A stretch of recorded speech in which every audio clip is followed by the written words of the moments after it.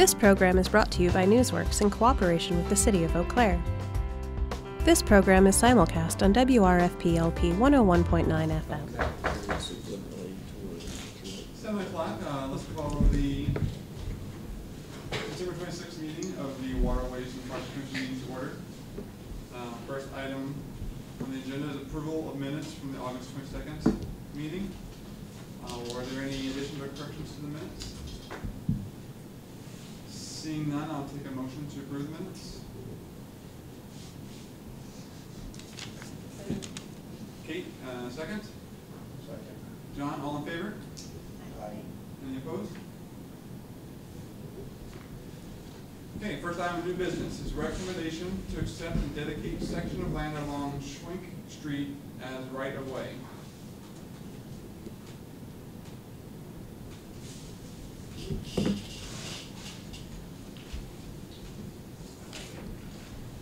Back in 1991, the state of Wisconsin DOT acquired a large section of the city of Eau Claire right-of-way property for the construction of Highway 312 North Crossing.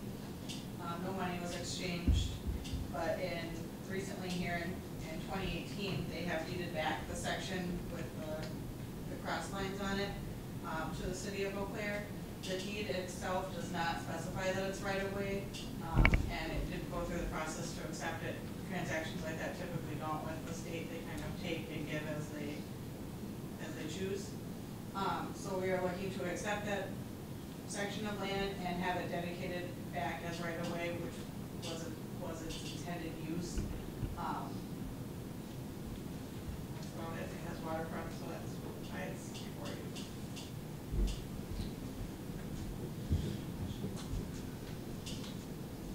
Any questions? Kurt? What's on it? What's it look like? It's just a vacant piece of property. There's nothing on it. The adjoining property owner is interested in expanding his lot size some, so we are looking at those options. We would retain the waterfront section for a potential trail in the future. There's nothing in the plan at this point, but it is something that could possibly happen later on. But it's just a vacant piece of property. So what does that mean to accept and dedicate it as right-of-way? It doesn't have to stay right-of-way then, apparently. You could sell it to the neighbor or something. Well, they would have to be vacated then. It would have to go through a separate process to have it vacated, vacate the right of way, and then it would go back to the adjoining property owner. Susan? Oh, sorry. Is there any downside to accepting it? No, we get waterfront property for potential use in the future, and it was ours at one point. Still tax-free Louis, so no. Susan? I'm not familiar with Schwank Street or Welsh Court for that matter, so where is the water? The water is right on the backside there. Right in this area right here. And that waterway is? Chippewa River. This is the North Crossing right here. Okay. Welsh Court actually dead ends right there. There's a cul-de-sac there. And I think there's a kind of a sound wall along this area here too. So if you're going along the North Crossing, you don't even really see this area. Does that wall go through the middle of that property or on one side of the wall? No, it's not. It's back further. It's closer to the north crossing? Yeah, I brought some of these maps. It might be easier to see. The wall's here. We're looking at it right here. So it's all behind the wall? Yeah. And the city of Eau Claire retains rights to the property? I was confused when it says reverting back to right-of-way. It's not reverting back to the state right-of-way. Correct. No, it would just, right now it's deeded as a parcel, and we would be deeding it to right-of-way, so it would be for right-of-way purposes and not as a parcel of land. Do you know what the acreage is, what the size of that is?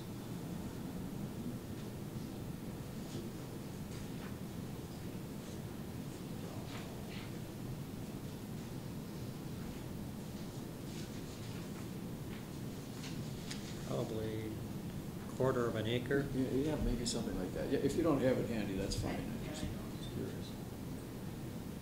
So, number 8 is the property owner that wants to expand their lot Correct. size, and which of the, do we retain any property along the river there, from the other, parcels? We don't have any property there at this time. Okay, I mean, because we're gonna be retaining the property right by the river, are we retaining? Yeah, so we're gonna retain like this section, Okay. 30-foot section here of this property.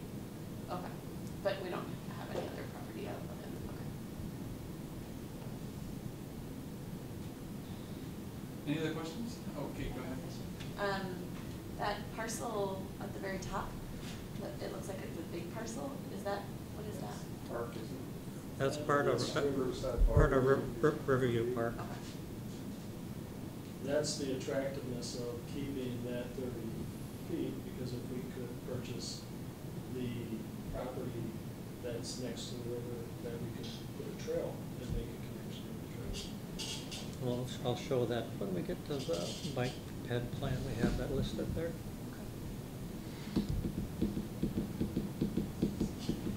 Any other questions? Okay, thank you. Is there any discussion among the commission members? Seeing none, is there a motion to recommend the partial land as right away?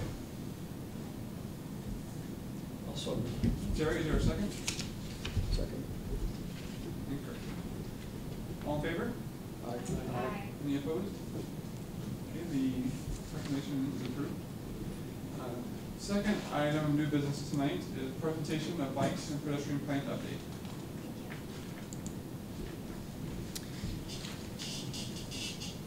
Thanks. The City Engineering Department and the City Department of Community Development have been working on an update of the city's bicycle and pedestrian plan. There's a paper copy of the plan right here. The current plan was adopted back in 2010. This is an element of the city's comprehensive plan. The objective of the plan is to serve as a guide for the city to set forth policies towards providing an improved pedestrian and bicycle connectivity for our neighborhoods to major destination points within the city. That would include such as like our schools and our parks and open space facilities. Staff has utilized the Bicycle and Pedestrian Advisory Committee as the primary group in reviewing and developing and updating this plan. In addition, staff has we've had several open houses to obtain public input on the plan, as well as we posted the plan on our city website in order to get input as part of the update. We've also discussed the plan with the staff from the Parks Division, and I'll explain a little bit. We've gotten a lot of comments from the Parks Division that we've incorporated into the plan, and then we also had the Police Department review the plan for the recommendations that relate to enforcement and education. And then we've taken this to the Plan Commission twice at this point on an informal basis, looking for comments from the Plan Commission before we go forward. Since one of the objectives of the plan is to provide connectivity with the city's parks, we wanted to provide a brief overview of the plan tonight, answer any questions that you might have, and then obtain any comments that you might have. After tonight, we'll be finalizing the draft, and then we'll be taking this back to the Plan Commission and then to the City Council for actual consideration for updating the 2010 plan. So I'll go through a couple parts of the plan, and if you have any questions. The plan itself is divided into these sections. Again, this is an update from 2010, so we did not start from scratch. We basically took what we had and basically updated it in terms of what's happened over the last 8-year period. So we have an introductory section, an assessment of conditions, which basically is looking at what our existing pedestrian and bicycle environment is within the city, summary of issues that we felt existed within the city, the plan, goal, and objectives, and then the recommendations. We have that divided into basically 3 categories. One related to planning or engineering, which essentially would be the actual improvements out in the city that you would see, actual physical improvements. Second would be education, encouragement types of work that should be done by various groups. And then third relates to enforcement in terms of looking at current ordinances or proposed ordinances that we need to enforce.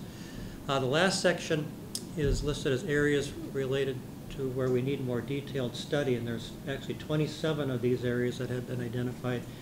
And essentially what these identify areas that we have either where we've identified pedestrian or bicycle issues, that as we go in and reconstruct those streets in those particular areas, we want to make sure that we take a look at those issues when we go in and do that.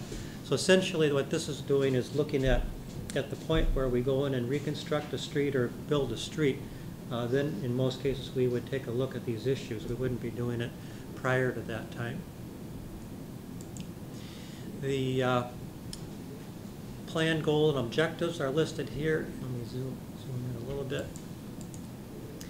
The vision, bicycling, pedestrian, and other non-motorized travel are viable, convenient, and safe transportation and recreational choices throughout the city, which contribute to the quality of life in Eau Claire, sustainability of the environment, and the health of all residents. So that's kind of the overall vision for the plan.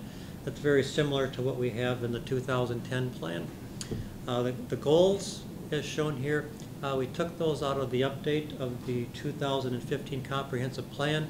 So there was one goal that related to the pedestrian system in terms of providing a continuous and seamless pedestrian system. And then the second one relates to the bicycle routes in terms of providing a bicycle route and trail network within the city. And then there's a set of objectives that go for planning and engineering. I won't go through those specifically. And then a set related to education and encouragement, and then two related to enforcement. A couple things just wanted to touch upon in terms of the environment. This is information that we obtained from the police department back about 3 or 4 months ago. And what they did is they did an analysis for us of bicycle and pedestrian related crashes within the city from 2012 through 2016. And as you can see, as you're going, if you look at the bicycle incidents as we go from 2012 to 16, you can see actually there's been a decrease in those over the course of that time period. But if you look at the pedestrian incidents, we've either seen where they've stayed somewhat stable or actually some minor increases that are occurring with the pedestrians. On a national basis, if you look at, now these are bicycle crashes, if you look at bicycle and pedestrian fatalities that are occurring on a national basis, the national trend is we're seeing increases occurring in these areas. And we don't have specific reasons why that is occurring, because and again, this is on a national basis, because most cities are trying to provide more pedestrian-friendly and bicycle-friendly environments within their communities, but then again, traffic is increasing too. People are maybe more distracted because of different things that are happening with their cell phones and things like that. So we don't know the specific reason why this is occurring, but it is occurring. Okay? I have 2 questions. Do you have any explanation for it's a pretty big drop from 2014 to 2015. Was there any sort of significant change in our bicycle infrastructure then? In terms of the bicycles? Well, we've since the plan was adopted in 2010, every year when we've gone through our street reconstruction plan, our capital improvement plan, we have looked at specifically at bicycle and pedestrian infrastructure as part of that reconstruction. So I can't say between 2014 and 15 there was a specific infrastructure change. But it could be kind of a cumulative effect that over the course of the time you're starting to see some of those changes take place. Okay. And then, do we have any idea of how these numbers compare to like the total incidences that are reported and unreported? Well, we wouldn't have any, no, we wouldn't have any information on unreported types. This is only those that are, that there is some kind of an accident report that has been submitted. And we do realize, the police do recognize that there are a lot of, not a lot, but there are incidents that do occur out there that there's not a police report filed. Susan, the question. Do you just happen to know, Pat, how many automobile accidents there, just for comparison, how many automobile-related crashes there were? I presume some of these are also automobile-related, but just in, like, is this a tiny proportion of all the accidents that occur, or is it? I don't have the number, but this would be a very, very small fraction of the total incidents that are occurring within the city. These incidents here would be either bicycle car related or pedestrian car related, typically. But in terms of the numbers, they're very small in relation to the cars. The only thing is that when you're dealing with a crash that's between a car and a bicycle, or a crash and a pedestrian, you're typically looking at a more of an injury incident that is occurring there.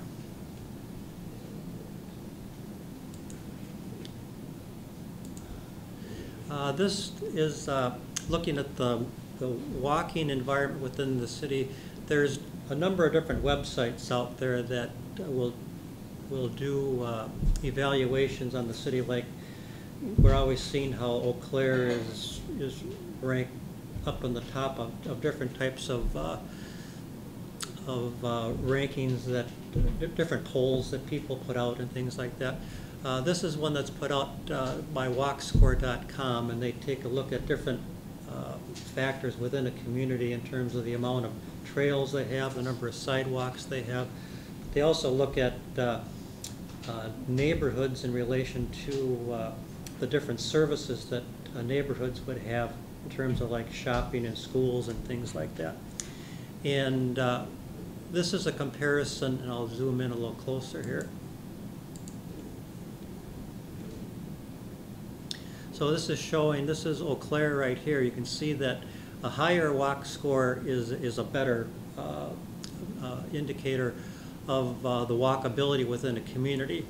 So communities such as Milwaukee and Racine, La Crosse, Madison have showing quite high, whereas Eau Claire is showing really kind of in the lower end of the scale with the comparison of these cities here, similar to Appleton, Janesville, Onalaska, in those areas.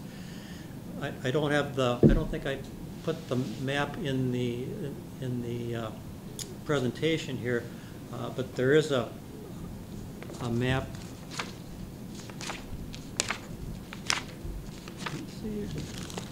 That this particular map here, this takes a look at walkability within the community.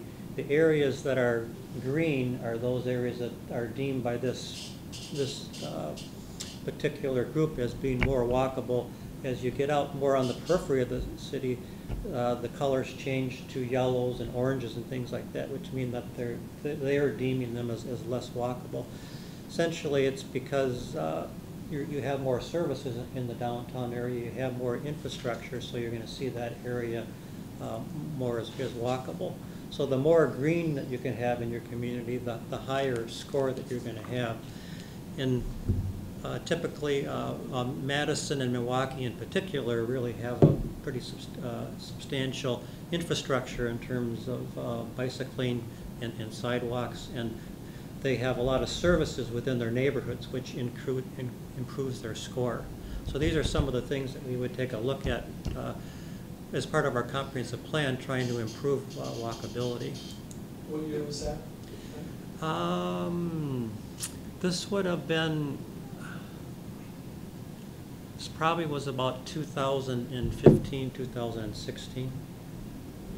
Although, I was looking at that heat map, and kind of question some of the data behind it, because it shows downtown first being green, but then it shows like the Shopko Plaza being a walkable area, and that seems, and then also like the London Road, Hamilton Avenue, and that's, Yeah, and I that's. didn't quite understand how they get higher. Yeah, Yeah. you have to, you can't take these as exact science, but what, what they kind of do is just show general areas in terms of where they feel walkability is greater. But I agree that some of those areas I wouldn't necessarily agree with either. Susan? Is part of the walkability score that you can, not just that the whole city is somehow connected, but that within a relatively short distance you can get to things that you commonly need? And so much of Eau Claire's growth is post-World War II and even later, where you have whole neighborhoods that develop, they don't have any retail to speak of at all. And so you could walk, but you have to walk a long way before you can get to a grocery store from them. Right, and that's, yeah. And that's true. Yeah. That's why shop though, it's free. And that's a good explanation of what they're looking at when they're doing this walk score in terms of what services are available based on the neighborhoods. So the post-World War II neighborhoods typically, you don't necessarily see the shopping right within the neighborhood, so they're going to have that lower score. So, in order to, I guess I'm wondering if, first I was wondering, in order to increase that score, would we need to essentially like restructure our entire neighborhoods, which seems like a lot to take on. I guess, and my follow-up question is like, is this a score that we are even interested in increasing? Well, I think it's something that we want to, I guess I wouldn't want to necessarily spend a lot of time on trying to increase it to match Milwaukee, but I think it's something that we should take into consideration when we're doing our rezoning and our site plans and things like that, to make sure that the developments that we're approving are walkable, that there are connections made from neighborhoods to some of these areas. So I think there's things that we can do as we see some redevelopment occurring, when we see some multiple family housing come in and things like that. So there are little things we can do to help improve that as time goes on. But I don't think we're going to see wholesale changes in that. This is a map showing the city's Safe Routes to School program for elementary schools. Is everybody familiar with the Safe Routes to School program? Or anybody not familiar with the Safe Routes? The Safe Routes to School program was put into effect in Eau Claire in 2002, I think.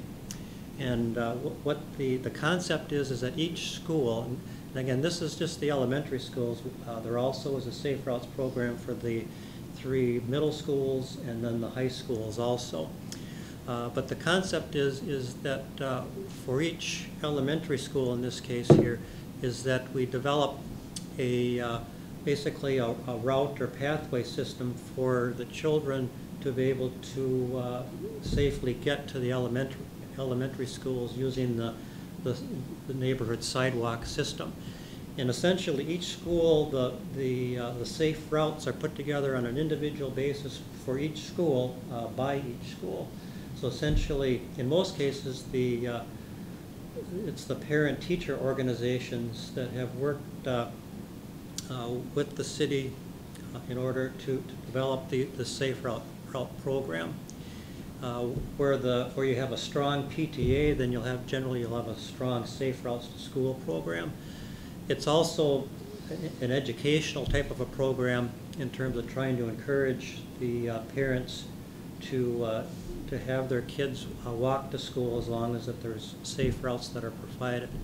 So in this case here, if I zoom in, say for example over by Sherman School, these green lines here are the designated safe routes. And then what the city will do as part of these designated safe routes here is that we'll mark crosswalks where we feel crosswalks are needed. And then where sidewalks come up to a street, we'll make sure that we have the handicap ramps available, or basically we'll remove the curbs so that they're handicap accessible. So those are types of improvements will be done along all these safe routes. And that's been, we're working on these throughout the whole city. Lakeshore School is the newest safe route. Up until recently, they were probably the one elementary school that we didn't have a program for. So so part of the program is both infrastructure and then also education is what's involved with the Safe Routes to School program.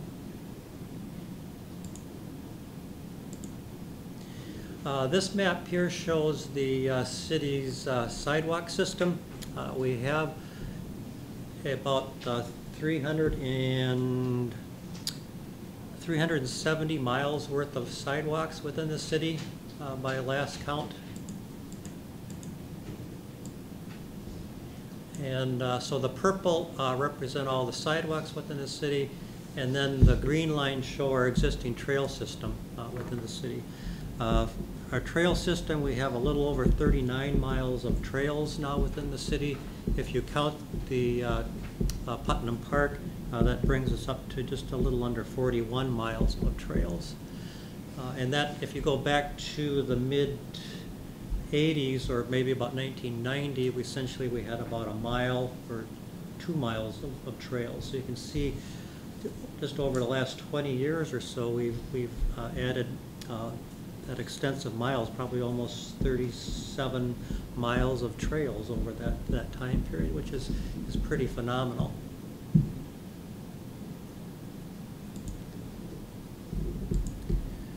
This map here shows the existing, both the existing trail system like the other map, but then it also shows the existing on-street infrastructure in terms of the bike lanes, the sharrows where you see the symbol on the street, and then some of the streets where you see the edge lines, such as like Main Street, which help provide some guidance for bicyclists on the street, and also provide kind of a reinforcement for motorists that they're sharing the road with the bicyclists. I have a quick question about that. Yep. Do we have a plan for connectivity? Like, we have a plan for the trail system, for the on-street infrastructure? Yep, I'll get to that. Okay. This map here shows the existing pedestrian underpasses and bridges that are within the city. The red are the underpasses, and the black circles are the pedestrian bridges. We have 18 pedestrian bridges within the city. Some of those are combined bridges where it might be also an automotive bridge, but then we also have a dedicated trail along that. An example would be like the North Crossing, which is, most people would think as an automobile bridge, but we also have a dedicated trail along that bridge. So we count that within this map here. And then the underpasses would be any of those situations, like this would be under Lake Street here, where we have our recreational trail going under Lake Street in this case here, or this here going under Fifth Avenue. And a large majority of these have occurred within the last 20 years also. As I mentioned, we met with the Parks Department, and one of the things that we wanted to make sure is, as we were developing the proposed routes, and both for bicycles and for sidewalks, is to make sure we had connectivity with the city's parks. And this is the listing that we had gotten from Todd in terms of where they felt that there were some deficiencies that we need to identify within the park. So for community parks, they identified some needs for Fairfax, Mount Simon, the Otter Creek off-leash dog park, which is down in the southeast part of the city, Riverview Park, and then our Northwest Community Park. So all of these were identified as having some needs for pedestrians or for bicyclists, and we have tried to accommodate that within the draft. For neighborhood parks, we have the County Farm Park located on the west side of the city. For example, a need for sidewalks in that area. McDonough Park, Pinehurst Park, and then Westridge. So these were all identified. And then the community athletic fields, Jeffers Park. Basically, there the identification is there's a major need along Jeffers Road, both for bicycle and for pedestrian infrastructure. And we're looking at reconstructing Jeffers Road in either 2020 or 2021. So we took this this information, and as I mentioned, we incorporated that into the plan. Okay. That Yep. Jeffers Road, would that be the entire length from Truax or just one portion of it? That'd be the entire length, all the way from. Because there's one rail crossing bridge that's kind of tight. Yeah, actually, that'd be from Truax all the way up to County Line Road. Okay. And then actually even south of Truax, we would look at a connection there that would connect up with the trail that goes from the High Bridge over towards Roosevelt, so there'd be a connection there too. Does that bridge get redone then, that crosses the rail? Do you Yes, know? a bit, yep. You see no pedestrian on Truax there, and that's the kind of interpoint for. That's a tough bridge, yep. Susan? Well, I don't know where to interject these comments. Would you rather I waited till you were finished? or- Yeah, why don't we, unless they're specific, why don't we wait? They're not specific, they're broad. Okay. So within the plan itself, then there's four key maps. 5 and 6 relate to the bicycle infrastructure, and then 7 and 8 relate to the pedestrian infrastructure. This map here shows the routes that are proposed for the bicycle infrastructure, and there is some crossover in terms of some of these routes that are identified here are both for bicycles and for pedestrians. It's a two-tiered system, essentially. The purple lines, or the darker lines, are listed as primary routes. This is for bicycles here. And then the red routes are more neighborhood feeder routes, essentially. What do you mean when you say primary routes? Okay, the primary routes would be where basically where we want to see the primary infrastructure that would be provided. That basic, they're the main routes that would access. Essentially, you start with the lower system, the neighborhood routes that would feed to these the primary routes, and as I said, those would have the primary infrastructure in terms of whether it might be a trail system, or it might be bike lanes or sharrows or something like that. Whereas the neighborhood routes, more than likely, in most cases, would probably have just a bike route sign, essentially. So, and these routes here incorporate both on-street facilities and then also the trail system. So if you look down along the Chippewa River here, essentially this primary route going along the river here is part of our trail system. Or if you're going out this way here along to the north, this is basically following the recreational trail system too. So as much as we can, we're trying to utilize the pathway system both for the pedestrians and for the bicyclists. There are some proposed routes here that I'll just talk about. So this map here shows the north side. Map 6 would show the south side. So for example, where we talked about Riverview Park a few minutes ago. So here's Riverview Park. Here's the North Crossing. That little sliver of land that we talked about a couple minutes ago was right in this area here. And this is where we're showing the potential for we would have a trail connection going from the North Crossing up, that would connect over to Riverview Park, and then over to, along the route that would be along Riverview Park here. We're also showing, this is again long-term, but along the North Crossing as you head west, eventually when that road is reconstructed, we want to see a trail connection going, that would basically parallel the north crossing. This would be similar to the trail that we have along Claremont Avenue now. Jeffers Road is shown right here. Those areas of further study that I mentioned, that refers to these gray areas here. So Jeffers Road is one of those areas. It's listed as 27, so if you go into the plan, there would be a 3 or 4 paragraph narrative that would talk about what some of the issues are along Jeffers Road. But essentially, the need for pedestrian and bicycle facilities along there when it's reconstructed, because this is where we have our ball field complex here, and then this is our Northwest Community Park located right here.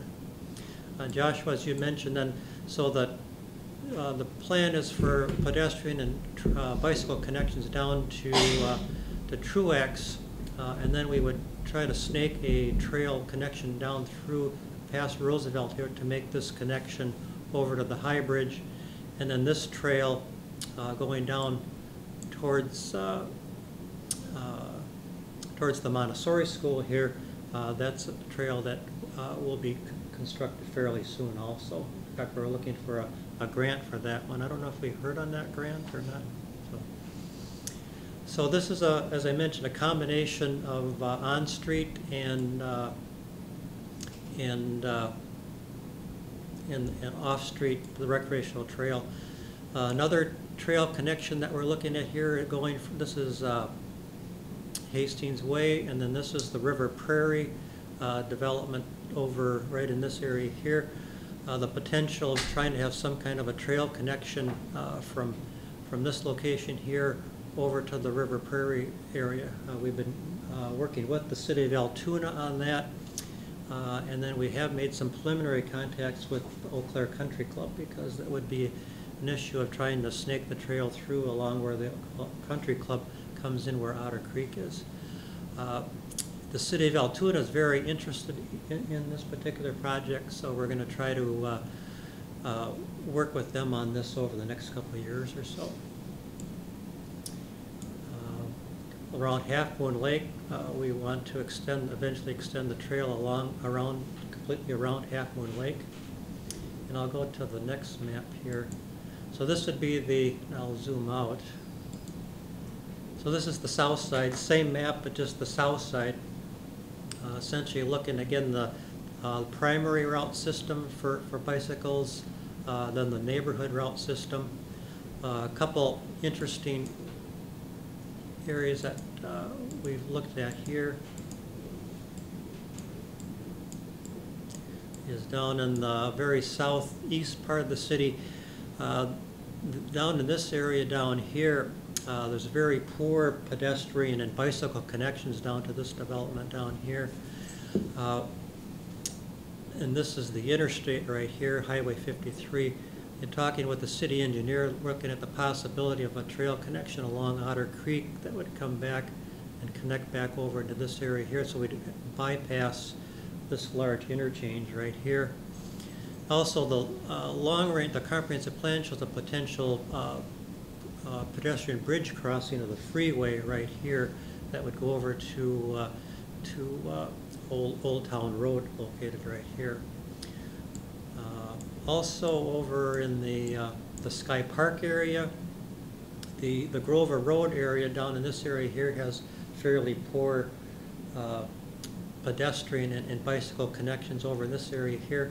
So we're looking at working with our economic development people, trying to provide an easement that would go connect through Sky Park over to this area here, that then it would eventually connect up with our bike lanes and then bike trail that's going in over this area here. So we're trying to improve the connections over in this part of the city right here also.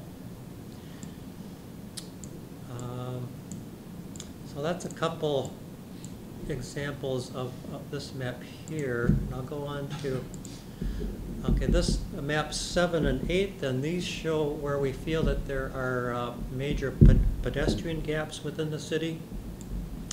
And for example, up around the airport, we're identifying some pedestrian gaps over in this area here along Riverview Drive, where the new city hall or the current city hall is located, right in this area here. There's no sidewalk along Prairie Lane, so we've identified those as areas. So what this map does is that when we, at the point that we start reconstructing some of these streets, we'll go to this map, it'll be identified as having some pedestrian deficiencies. We'll take a look at what we can do to try to address that. And then this map shows the south side, again showing where we see some pedestrian deficiencies. For example, this was within Fairfax Park. This was one of the areas that was identified by the Parks Division staff. We do have a road system that connects through here, but no sidewalk system at all. And Todd had indicated a potential need for that.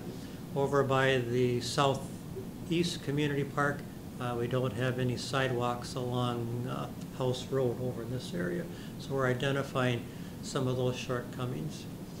Up along Claremont Avenue here, this trail connection is going in right now as we speak along Highway 37. And then there'll be a trail or a pathway that'll be going along the north side of Shopko in this area. That's under construction right now.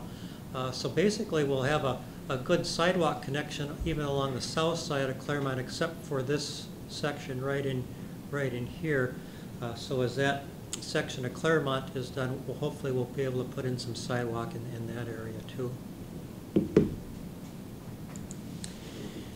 This map here shows the within the city of Eau Claire, in terms of where you can bike and where you can't bike. A person is allowed to bicycle on any sidewalk within the city except for those areas that are designated on this map here. So that would include these streets here that are highlighted in red, this area of Water Street, and then this small area over on Bellinger Street here. What we're seeing with increased development and traffic within our downtown area in Water Street, we're seeing a lot more near incidents of pedestrian and bicycle crashes. So we've been trying to improve better signage in this area, and you'll see now within the next 2 weeks or so, you'll see some changes with that. These signs here, pedestrian zones, please walk your bicycle. These signs will be, actually they just came in yesterday, and they'll be going up in the next probably week to 2 weeks within our downtown and Water Street. There'll be decals that'll be placed on the sidewalks at each intersection point, and then mid-block we'll have some signs that will be posted too. So essentially what we're saying is that the bicyclists need to, if they're going to be on the sidewalks, they need to be walking their bicycle, or encourage them to be bike. If they want to bike, then they need to be in the street. So you'll be seeing these in the next couple weeks. And then lastly, this is just identifying that last section that I mentioned that identifies those 27 areas that we feel that as we do some street reconstruction that we need to pay particular attention to as we go forward. One area that we'll be looking at next year that you'll see a lot in the news about is State Street. We'll be reconstructing that from Garfield south all the way down to Hamilton Avenue. So the City Engineering Department has been working, just starting with having neighborhood meetings with the 3rd Ward neighborhood, with the Putnam Heights Neighborhood Association, working with the university. The university has several different committees that they want to be very involved with in terms of that. And then there are going to be 2 walk audits that will be held in October. And a walk audit essentially is where, and we'll have information on this in the media, but where people can show up and we'll basically be walking the stretch of State Street, primarily from Garfield up to Lexington is the kind of the main area, and we'll be walking along the stretch and identifying, basically taking input from people in terms of what they feel some of the concerns are for bicyclists and for pedestrians. Leah Ness from our transportation engineer from our engineering department is kind of leading that effort.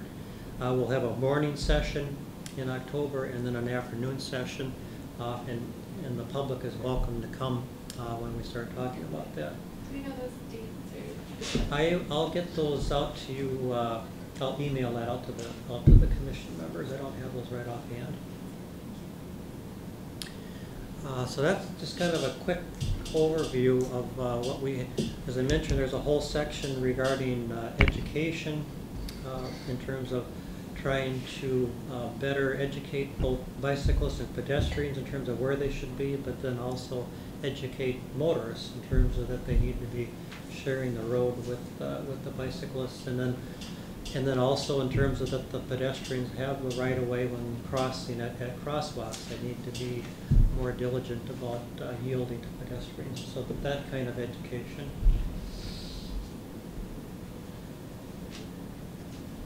Yeah, that end your part? Yeah. Okay, any questions for Pat? Kate? You can go first. Susan? Well, this is kind of for me, a discussion point about education.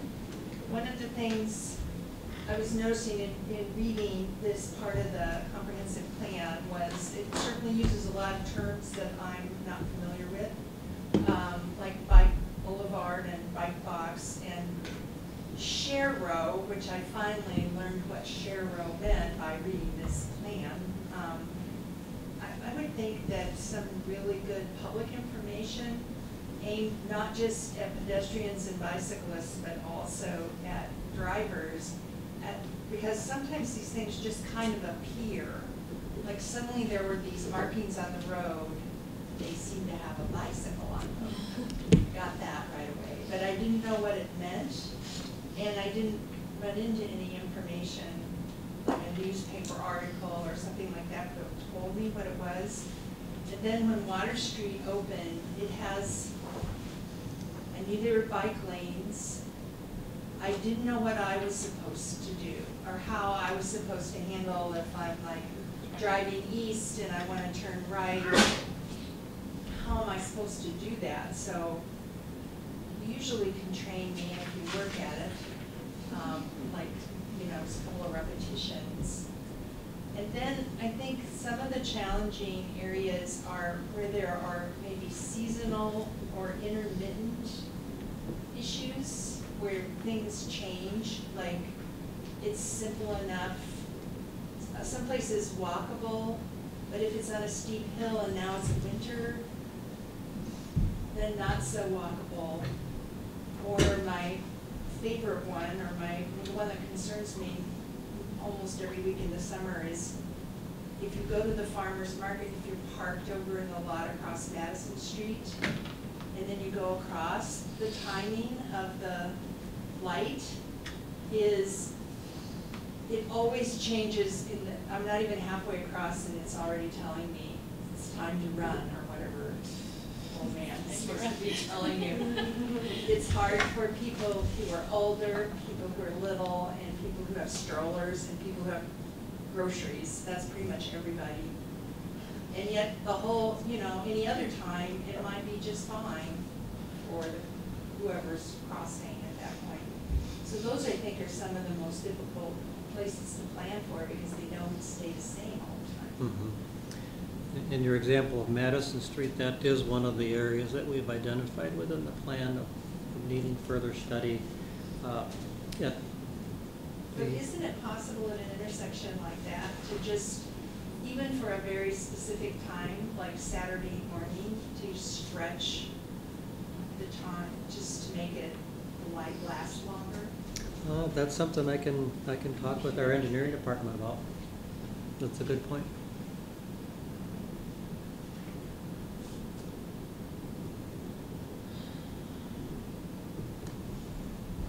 Any other comments? Okay.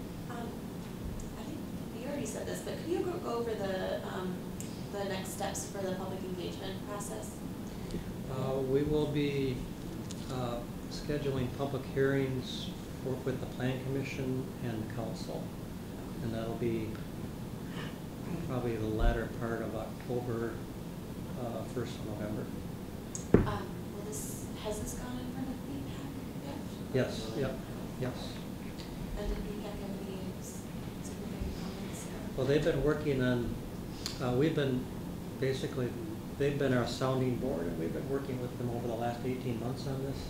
And so every meeting, we've been kind of Seems like fine-tuning they're it. a big thing, yeah. Yep. Okay. And then, have you considered consulting any of the like bicycle advocacy groups?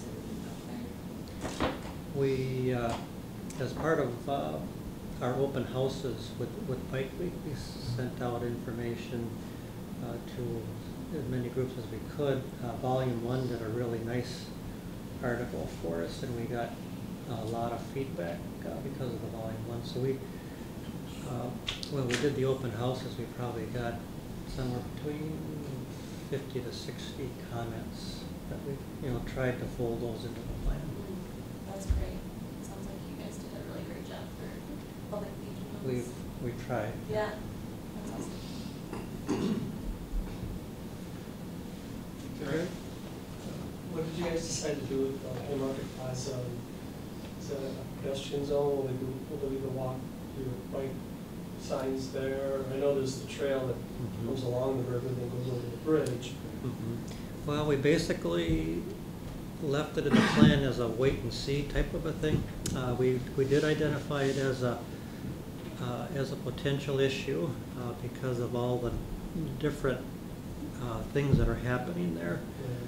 Essentially, we had indicated that we need to, once the plaza opens, evaluate what the pedestrian and the bicycle traffic and volumes are there, and then make a determination whether we do need to create a pedestrian zone there or not.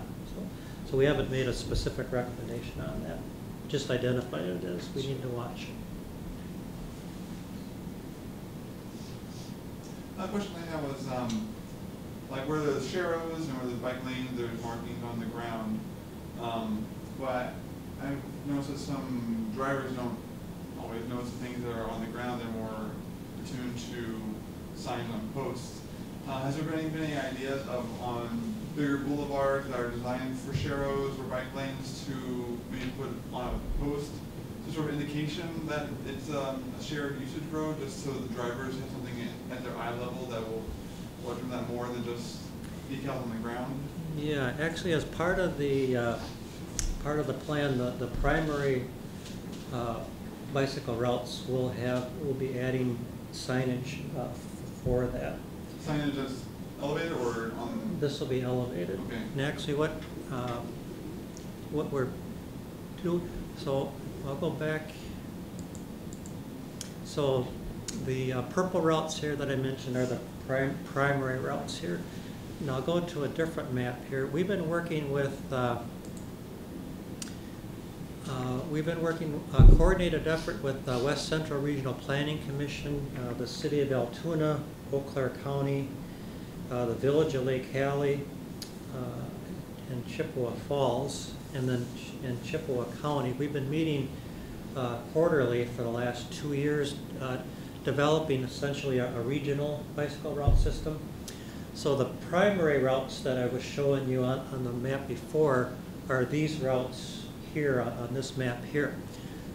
And this regional route system, so incorporates, includes Altoona, and there'd be another map that I don't have here, but basically that would go up into Chippewa County, that would include the Village of Lake Hallie and then Chippewa Falls.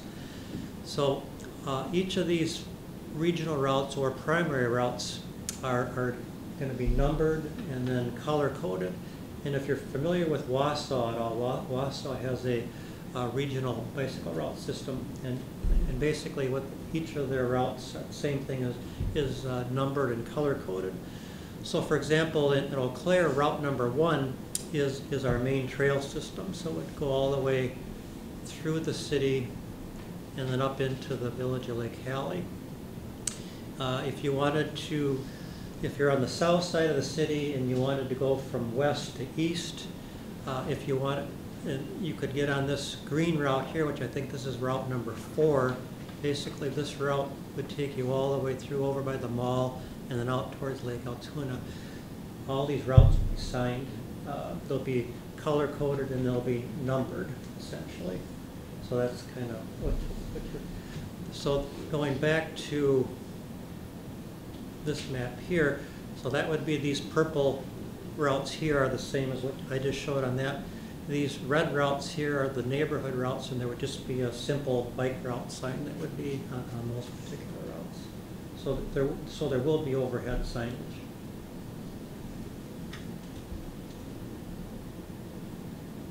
Are there any other members of the commission's questions? Kate? Does the city communicate with the creators of the bike map to help update any of this? Yes, they've been at well, I mentioned the two of them have been, Dick Johnson has been at every one of our meetings, and then Jeremy's been at most of them.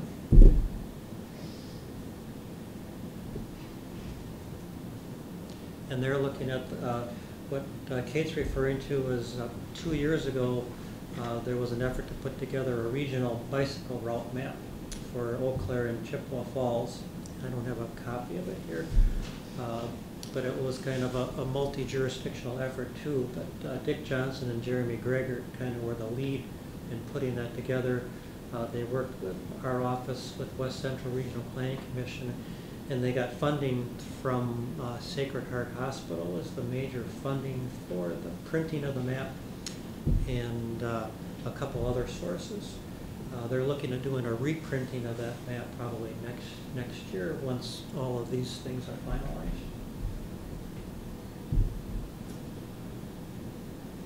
Yes, John? I have one pet peeve. Everybody's making their comments known here. I like the way a city looks at their most important crosswalks to move away from the bike path for a little while. Like the one that goes across Menominee Street into Carson Park. It's fabulous. You got a button you can push there, it turns red. You could cross and safely, and it's on the bike path and everything. But the other one I look at around our city is the one that connects the senior center with the hospital. And the only reason I bring that one up is because I was at the senior center one day, and that the city was all busy painting the crosswalks in the neighborhood behind the senior center. And then when they finished, nobody had put any paint on that one particular crosswalk, which I think Senior Center Hospital is a big connection. Maybe I'm wrong. I don't know how many people use it, but the paint there is like non-existent. Is that right at Bellinger? Yes. Crossing Madison. Madison. And I noticed that we talked about Madison a minute ago, and they said there was some improvements to be made from point A to point B, but they did not extend that far up to Bellinger. So I feel like that particular crosswalk is being left out of Okay. that project and others. I'll check on that. The city has been out over the last couple months now with their painting crews, and they're still working on that for the next couple weeks yet. So I'm not sure if that might be. You said they were out there doing some painting? That was maybe 1 or 2 years ago. Oh, okay. All right. So this would be the crosswalk on the west side of Bellinger Street from the Yes. senior center. Yes. Okay. So if folks see things like that, Pat, who do they call to ask about or to kind of report there might be a little problem like that? Well, anyone, they could contact the general number of our engineering department. Otherwise, Leah Ness would be the one that would actually look at the specific question that comes up and see if there's something they can do about it. See anything?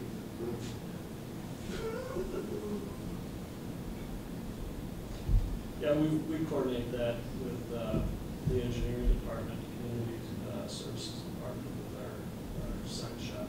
We do the painting.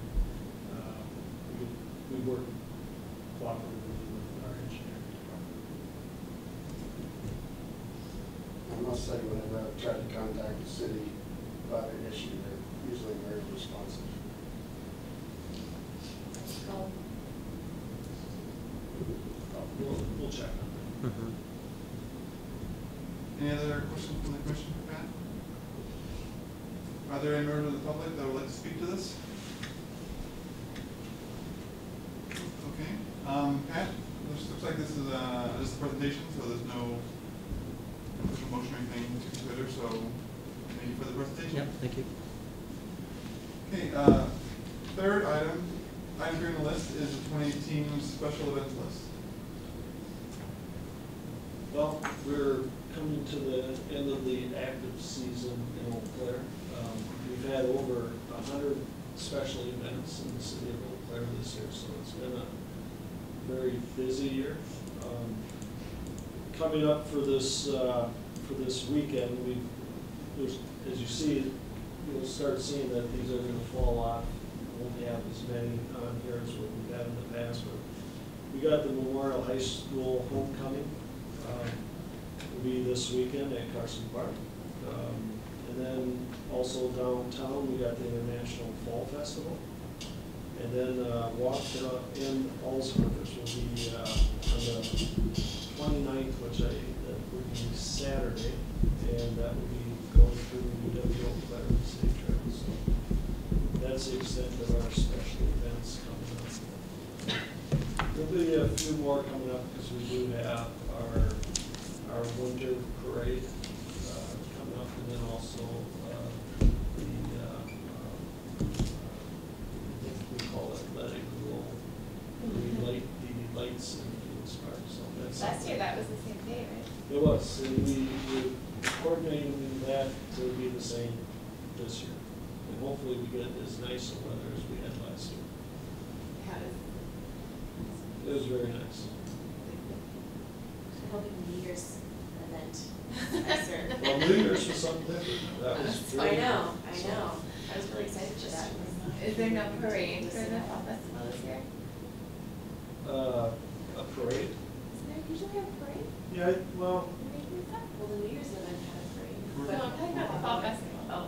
Yeah.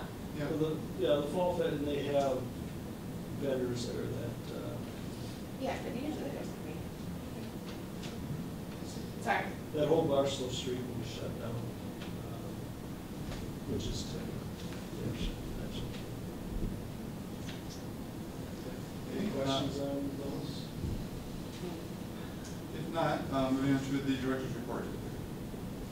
A few new things. Our condenser project at Hobbs is nearing completion. The condensers basically are the units that cool the glycol that goes through that keeps the ice on the rinks. These both units were replaced this year. They were put in 1985, so they were over 30 years old. And,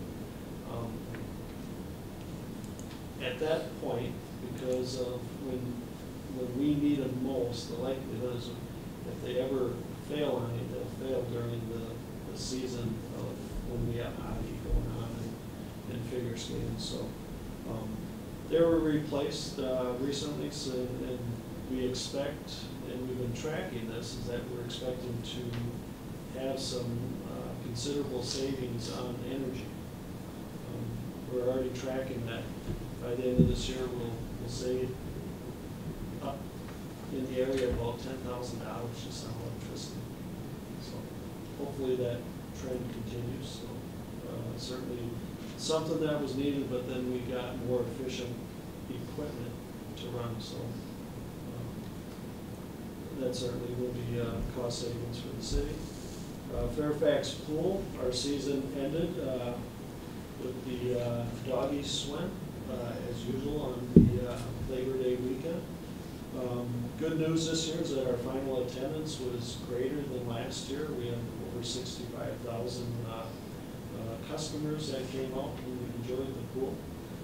In 2017, that compared to about 59,000. So we had a nice warm summer. So obviously that equates to more people going to the pool. You remember back on Memorial Day, it was in the 90s, and we actually broke all records that we've had from the past. We typically have that, we open that weekend, but it's not typically a great weekend because it's usually still a little cool. certainly being in the 90s, we enjoyed a good opening of the pool. With our forestry division, again, I've been talking about the Emerald Ash Borer for several months, and that continues. And just to give you an idea where we're focusing our energies on right now, we're in that area east of Rudolph Road, north of Gulf, and south of Claremont Avenue, and we're hitting the ash trees in those areas. So we have a real good process to where our foresters are out taking the trees down, they're following up with other members within the community services department coming behind it and actually grinding up the stumps and doing the restoration, and then following behind soon after we work with the property owner about putting in another tree. So we're attempting to have this as a process so we don't sit there with a scar in the boulevard for a long period of time. The youth deer hunt is being planned again this fall with the assistance of the Chippewa Valley Bow Hunters. This year we're going to continue to work in the area of our well field. If you recall, earlier this year we had a presentation by John Dunn, former Wisconsin Department of Natural Resource Wildlife expert, and he did an aerial survey of the city. We did see a considerable increase in numbers this year, and we did see a considerable increase in the well field. So we're going to concentrate on that area again too. And again, this is for youth and disabled hunters, so we're not opening up to open hunting season type of thing, but it's very controlled and it's supervised. Within the Parks Division, the construction of the off-leash dog park at Sundet Park is currently underway. If you have a chance to go out there, you'll see that the fences are up. And we added some additional parking to the parking space, and we're doing some other improvements on that shelter area. Our hope is to have a ribbon cutting in that area, at that park once it's finished. We want to make sure all the amenities are in before we're done, so we're still putting in a drinking fountain in the area for the park itself, and then we got a watering station for the animals, and then we got a little bit of trail work to do to make sure that we have that all ready to go. So you'll be invited to the ribbon cutting. We try to reach out to all the Waterways and Parks Commission members to give you an opportunity to come out there during that ribbon cutting. We had a ribbon cutting set up for the Pinehurst Playground recently, but due to unforeseen circumstances with the contractor, they didn't have enough materials to finish the base, and we didn't really want to have kids come out there and play on the equipment with an unsafe base. I remember when I was a kid, they used to put they used to put big concrete pipes out there. That's what we play on. Basically a sewer pipe. That's what you play on. And there'd be rebar hanging out, but certainly we want to make sure that we don't have to play like that. So the contractor is in town this week, and I believe it's going to be finished. So we'll be setting up another ribbon cutting ceremony. Speaking of ribbon cutting, there was one for the Confluence Crossing Bridge last Friday. There was. Friday, and Jenny and Susan and myself attended that one, brave the wind and the rain, but it was nice to open that bridge. Yeah, it wasn't the greatest of days. Rain held up for most of it, so Yeah. it was okay. It was pretty the next day. Right. Yeah. Yeah, the next day was perfect. Yeah. So, and then just a reminder that our prime times are out there, the fall and winter edition. There's a link to that. And then again, our special events committee meet on a monthly basis to hear any new events that come through. They have been less and less because it seems like we've hit that, over 100 special events and they keep repeating them. But, people come up with great ideas and they want to have fun, and so we're happy to hear them. Do we know when the market is going to be in? The plaza, it is forecasted to be completed at the end of October. So, again, I would expect at the completion of that project, there'll be another little celebration to celebrate that. So we're already getting requests in that area that holds special events. So we have to tell them that hold off because we still haven't opened it yet. So I would expect that's going to be another very popular site for people to hold events, weddings, and so forth. And I'm guessing prom pictures and things like that. The university is planning on some kind of a ribbon cutting also for their riverfront improvements too. So when we find out that date and time, we'll let everybody know on that also. Is that coming close to completion? Yes, I think they're hoping by mid-October is what I heard. Nice looking town next summer. And then there'll be another historic marker that's going to be dedicated for the High Bridge. That's going to be on October 4th, next Thursday at 3 o'clock in the afternoon. I'll send out a press release on that too if anybody's interested. Any other questions or comments for the director's report? Thank you. Seeing none, last item is adjournment. Is there a motion to adjourn? Susan, second? Second. All in favor? Aye. We are adjourned.